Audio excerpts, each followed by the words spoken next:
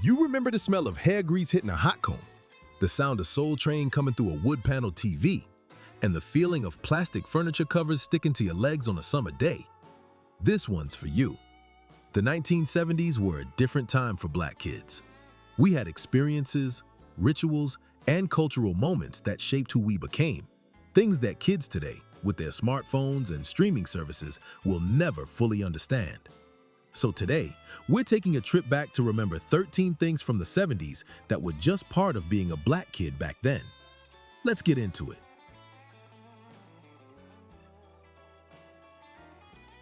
Every Saturday morning at the same time, everything stopped. Soul Train was on, and you were glued to that TV. Don Cornelius would come on in that smooth voice. "You better get up and dance." And you knew you were about to witness something special.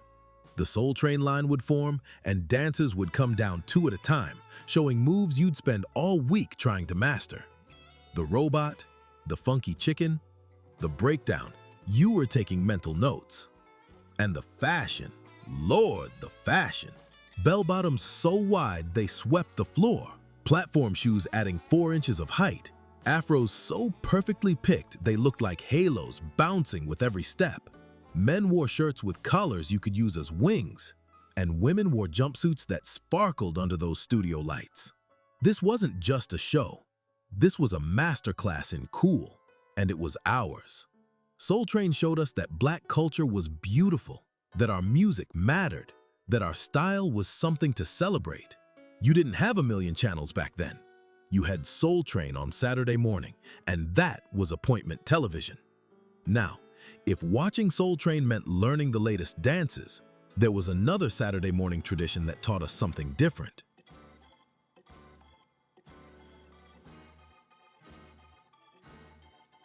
Before Soul Train came on, you had Fat Albert and the Cosby Kids.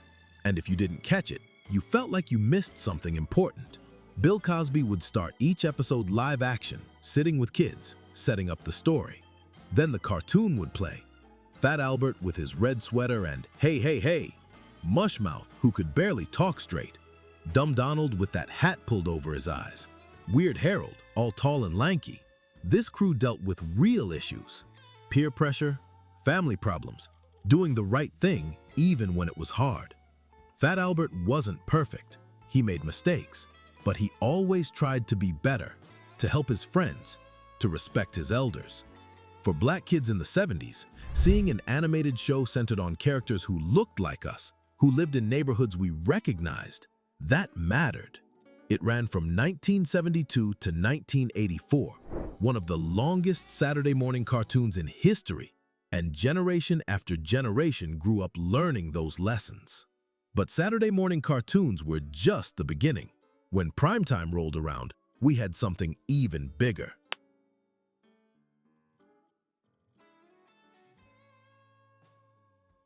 Thursday and Friday nights, Black families gathered around the TV for shows that finally put us front and center. Good Times, Sanford and Son, The Jeffersons. These weren't just sitcoms, they were cultural events. Good Times showed the first full Black family on TV. Mother, father, kids, all together. The Evans family in that Chicago housing project, struggling but never breaking. James in Florida, working hard to keep their family afloat. JJ with his dynamite, making you laugh while the show tackled poverty head-on. Thelma wanting to be a doctor. Little Michael speaking truth even as a kid. That show was real in a way TV hadn't been before. Sanford and Son gave us Red Fox as Fred Sanford, running that junkyard. Fake heart attacks every other episode. "I'm coming, Elizabeth!" He was stubborn, sometimes lazy, always real. A Black man trying to make it. And we tuned in every Friday to see what would happen next. And the Jeffersons showed us moving on up. George and Louise in that deluxe apartment, running a successful business, living well. George was loud and proud, and Louise kept it all together. That show proved Black families could succeed, could be upwardly mobile, could make it. Monday morning at school, everybody was talking about these shows, quoting the lines. They were ours in a way few things on TV had ever been. Of course, primetime TV was one thing, but nothing compared to what happened on Sunday.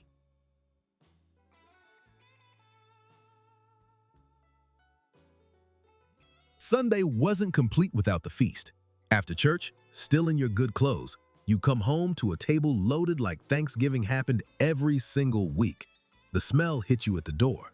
Fried chicken, collard greens simmering with ham hocks, macaroni and cheese with that golden crust, candied yams glazed with brown sugar and butter, cornbread, crumbling and perfect.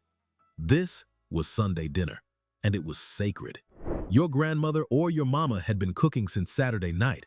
The greens had been going for hours, filling the house with that smell of home. The chicken was seasoned overnight, battered just right, fried in cast iron until it was golden and crispy. The potato salad had eggs and relish and just enough mustard. Every dish was made with love. But Sunday dinner was about more than food. The whole family gathered. Grandparents, parents, kids, aunts, uncles, cousins. Before anybody touched a plate, you said grace. A real grace, thanking God for the food and the family. Then the conversation would flow for hours.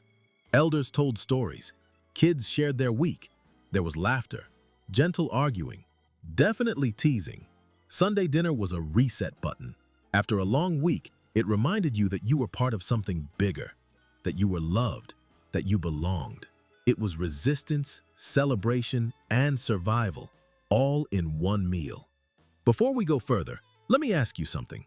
If these memories are bringing back that warm feeling, if you're nodding along remembering these exact moments, do me a favor and subscribe to Black Then. We're here to keep these memories alive, to celebrate where we came from, to preserve our culture and our stories. Hit that subscribe button so we can keep taking these trips down memory lane together. And drop a comment telling me which of these is hitting you hardest. I want to hear your memories too. Now, let's keep going. Speaking of Sunday, there was something that happened in the kitchen that was both dreaded and necessary. If you grew up as a black girl in the 70s or watched your sisters go through it, you know about the hot comb sitting on that stove, heating up in those blue flames, Sunday mornings or Saturday nights before church. The kitchen transformed into a beauty salon. That metal comb would be on the stove, getting hotter and hotter. Your mama or grandmother would grease your scalp with Dixie Peach or Royal Crown or Blue Magic, and that smell would fill the whole house. Sweet, thick, unmistakably ours. You'd sit in that kitchen chair, back straight, head positioned just so. She'd test the comb on a cloth first, making sure it wasn't too hot, because everybody knew somebody who got burned. "Don't move, baby," she'd say, and you'd freeze, because that hot comb was serious. The sizzle when it touched your hair, that pop, pop, pop sound, the heat radiating even when it wasn't touching you. And then your hair would be straight and silky, swinging when you turned your head. For a lot of girls, getting your hair pressed meant you were growing up. And while she was doing your hair, the phone might ring.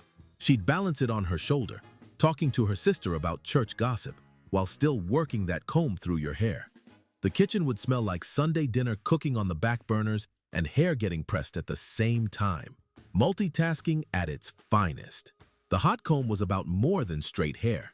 It was about care, about tradition, about black women taking care of each other. Those kitchen moments built bonds that lasted a lifetime. Now, while some folks were pressing their hair straight, others were going in the complete opposite direction. The 70s were the era of the Afro, and maintaining one required the right tools. Afro sheen in the can with the black fist on it, that wide toothpick, sometimes with a black power fist on the handle. These weren't just hair products, they were declarations. The Afro was revolution on your head. After decades of trying to make our hair look like something it wasn't, the 70s said, "Black is beautiful," and we wore our hair natural and proud.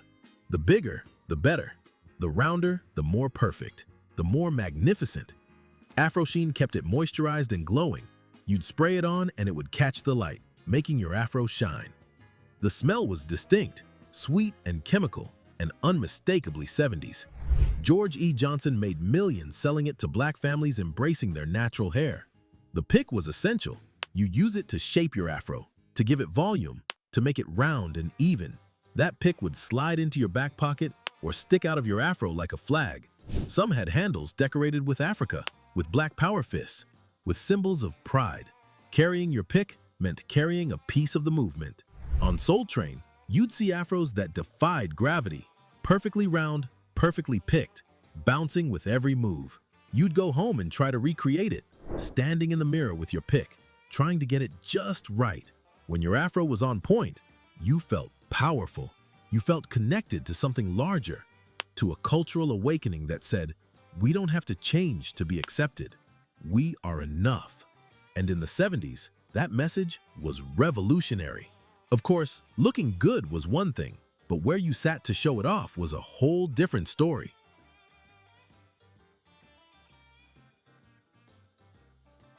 Walk into a black household in the 70s and you'd hear it before you felt it. That squeak, the unmistakable sound of plastic furniture covers when you sat down. Your grandmother's living room was like a museum. Pristine furniture wrapped in clear plastic that stuck to your legs in summer and made that squeaking sound every time you moved. The plastic was custom fitted, hugging every curve of the sofa and chairs. Sometimes plastic runners covered the hallway carpet too. That room wasn't for everyday sitting. That room was for company, for special occasions, for showing you had something nice and intended to keep it nice. Your grandmother worked hard for that furniture. She saved up, picked it out carefully, had it delivered, and she'd be damned if everyday wear and tear was going to ruin it. You'd want to sit in there to watch TV, but you'd get shooed out. Go in the den. The living room is for guests. And when company did come, the plastic squeaked through the whole visit, but nobody cared. The furniture underneath was immaculate, looking just as good as the day it arrived. Kids today don't understand that kind of preservation, that need to protect what you worked so hard to get. Those plastic covers represented pride, determination, and an understanding that when economic advancement wasn't guaranteed, you protected your assets with everything you had. The covers were about more than furniture. They were about respect, about dignity, about teaching younger generations to take care of what you have. Now, speaking of things we took care of, let me tell you about something we wore out instead.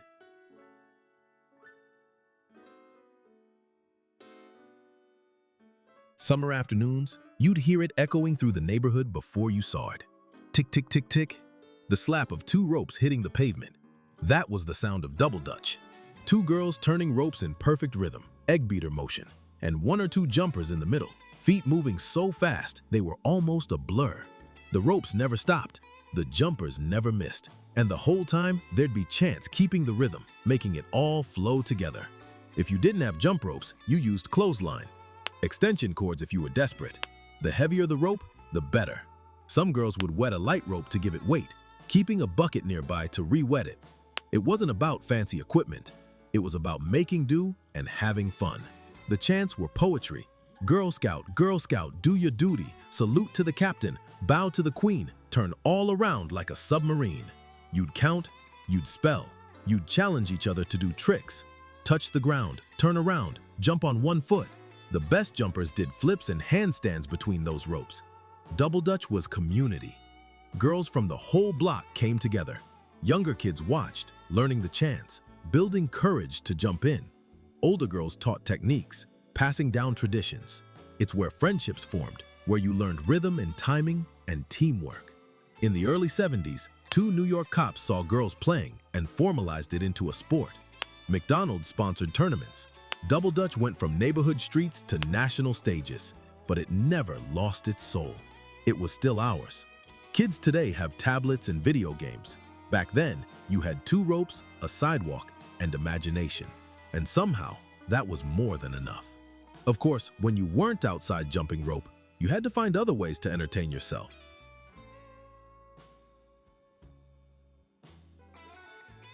Summer in the 70s meant one thing: being sent outside after breakfast and not coming home until the streetlights came on. No phones, no check-ins, just go outside and play. And you did. You'd find your friends in the neighborhood, tag, hide and seek, red light, green light, mother may I. You'd play ball in the street, moving when cars came through. Bikes, skates, more jump rope. You made up games, created whole worlds in your imagination. The neighborhood was your playground, the corner store for penny candy and quarter sodas, the fire hydrant where you'd cool off on hot days, running through the water in your clothes, the stoop where you'd sit and watch the world go by. Your entertainment was whatever you created. A stick became a sword, a cardboard box became a fort, chalk on the sidewalk became hopscotch courts. You learned creativity, problem solving, negotiation. You learned to make your own fun, and there was freedom in it. Your parents trusted the neighborhood. Mrs. Johnson would tell your mama if you were acting up. Mr. Williams would run you off his lawn. It took a village, and the village was watching. When those streetlights came on, you knew it was time. You'd run home, sweaty and tired and happy, smelling like outside. Dinner, bath, bed, and do it all again tomorrow. That independence, that freedom to roam and play and just be a kid. It's rare now, but back then, summer meant freedom. And that freedom shaped us in ways nothing else could. When you finally did come inside, there wasn't much waiting for you entertainment-wise.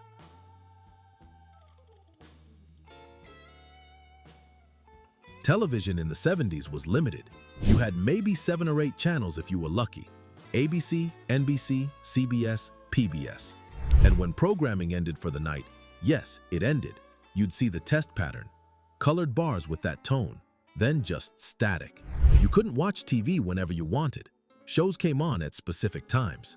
If you missed them, you missed them. No DVR, no streaming, no on-demand. You had to be there when your show started. Changing the channel meant getting up and turning a dial. The remote control was probably you.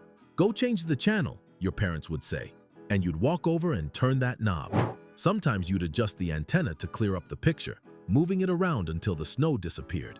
Saturday mornings were cartoons.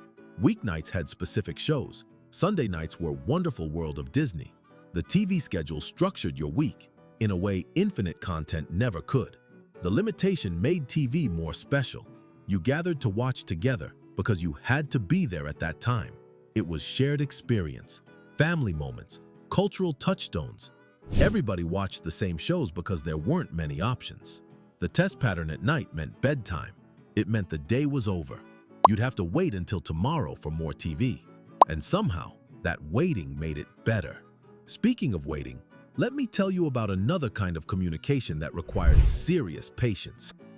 The phone in the 70s wasn't in your pocket. It was attached to the wall with a cord, and it had a rotary dial. You wanted to call someone? You had to dial each number, waiting for the dial to rotate back before the next one. If the number had 8s or 9s, you'd be there a while. And privacy, forget it. The phone was usually in the kitchen or hallway where everybody could hear. You wanted a private talk with your crush? Good luck. Your mama was right there cooking, listening to every word. Your siblings were nearby, ready to tease you. Some families still had party lines, shared phone lines with neighbors. You'd pick up to make a call and hear your neighbor already talking. You'd have to wait. And sometimes nosy neighbors would pick up and listen to your conversations. The phone had rules. Don't call during dinner. Don't call too early or too late.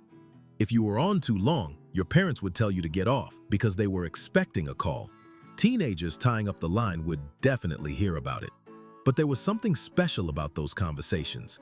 You'd stretch that cord as far as it would go, trying for a little privacy. You'd twirl it around your finger while you talked. When your mama said, "Get off that phone," you'd rush a goodbye. The rotary phone represents when communication required patience, when talking meant being present, when you couldn't just text. You had to dial, wait, actually talk. It was slower, more deliberate, more connected in a way instant communication somehow isn't. Now, beyond the phone, there was another way families tried to bring the world into their homes.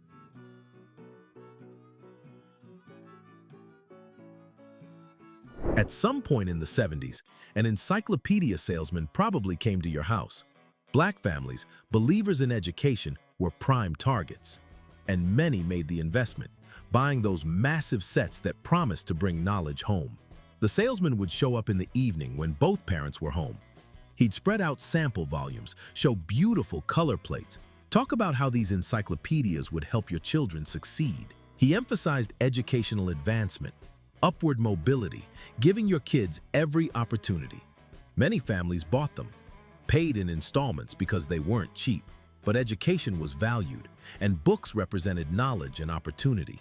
Those encyclopedias would take up a whole shelf, burgundy or brown leather-bound volumes, alphabetically arranged, pristine and important looking. Here's the thing, most kids barely use them.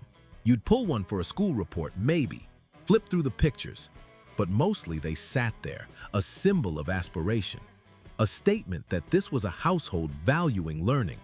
Before the internet, before Google, those encyclopedias were supposed to be your information gateway.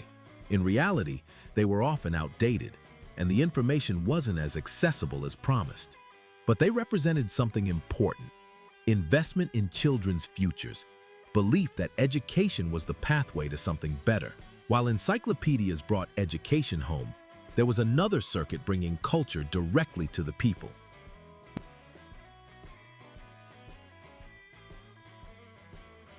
Before Black artists had mainstream access, there was the Chitlin circuit.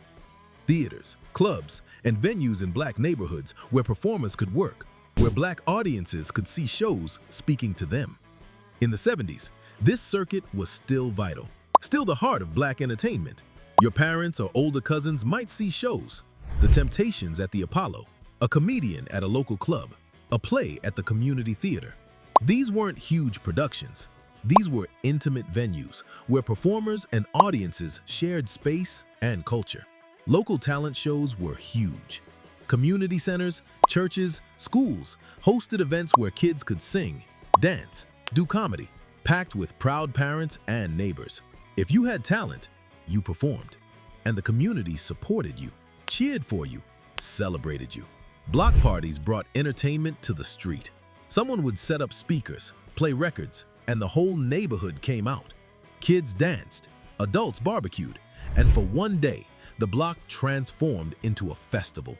You didn't need a venue or permit, just music, food, and community. The Chitlin circuit represented Black self-sufficiency, Black creativity, creating spaces when mainstream venues were closed. It's where legends were made, where talent was honed, where our culture flourished on its own terms. In neighborhoods across America, that circuit kept Black entertainment alive and thriving. These 13 things were just part of growing up Black in the 70s. From Soul Train Saturdays to Sunday dinners, from hot combs to double dutch, from good times to making your own good times outside. These were our building blocks. Kids today have technology, unlimited entertainment, instant everything.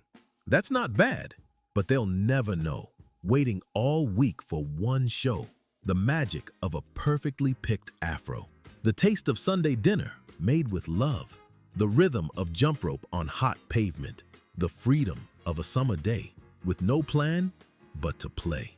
Drop a comment below telling me which one took you right back. What do you remember most about the 70s? What did I miss that should have made this list? Share your memories. I want to hear them. And make sure you're subscribed so you don't miss when we take our next trip back to Black then.